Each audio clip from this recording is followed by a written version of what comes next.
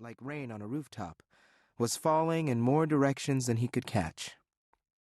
His stuttering kept folks, both his own and others, from planting seeds of intelligence in him, having concluded already that he would make a marvelous field hand one day. His mother had allowed him to wear his one good pair of overalls to meet his citified cousin, who laughed at the only hole she had failed to patch. "They work for theyselves, fool," Clement proclaimed, although everyone knew these weren't his folks. "They own their own businesses, and they hire black folks just like they white." "Wow," Chop mumbled. Everybody he knew picked cotton, washed white folks' clothes, or worked on the railroad in Greenwood. "That ain't all. Some of 'em even marries white, too, and they live together like it ain't nothing," Clement continued. "You hush up that kind of talk round here, boy," Jeremiah Johnson interrupted. "You ain't in Chicago no more. You's in Mississippi. And round here, coloreds stay with coloreds, and whites stay with whites. And that's the way it is." Chop lamented Granddaddy's imposition and planned mentally what he would ask Clement later. He wanted to know more about city life and how he could, one day, live in a house he owned all by himself. Chop refused to stop hoping for the day when Granddaddy, or any black daddy, could work without giving all his money away.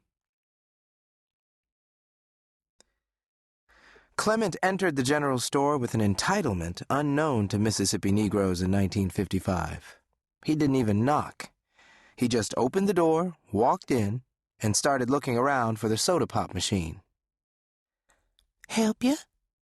Catherine Cuthbert's soft soprano voice asked reluctantly. Staring her in the eye, Clement returned, "Sure. Where you keep your soda pops?"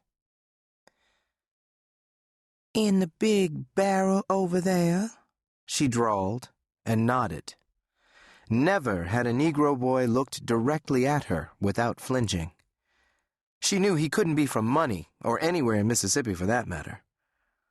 Clement proceeded, humming snippets of Fats Domino's Ain't That a Shame, and retrieved a root beer.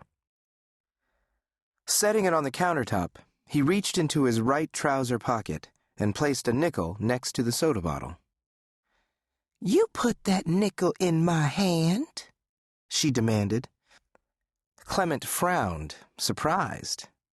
"Excuse me?" Catherine Cuthbert's hazel eyes narrowed. "I said, put that nickel in my hand, boy." Clement's brow puckered at the insult. "There it is. You pick it up," he sneered, opening the soda and beginning to drink.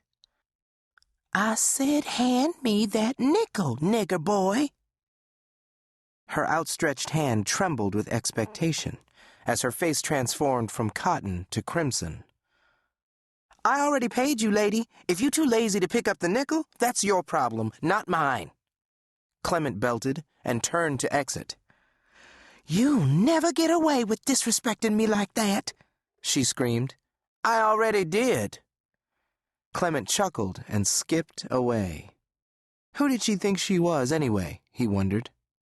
"Slavery been over," he shouted over his shoulder, sipping the root beer like it was a spoil of war. Catherine Cuthbert watched him with a vengeance she could not articulate. Never had a colored boy disobeyed her command, and absolutely never had one attempted to speak to her as an equal. He just laid that nickel down and expected me to pick it up. She whispered repeatedly to herself, inciting an internal rage that produced rivers of sweat beads meandering down her rose-red forehead. Pacing in fury, she vowed to reclaim her purity from a nigger boy who dared think he could speak to her any kind of way. Catching up with the others, Clement told them what had happened. "Is you crazy?" Sarah Jane yelled. "Don't you know that white folks kill colored boys over that kind of stuff?"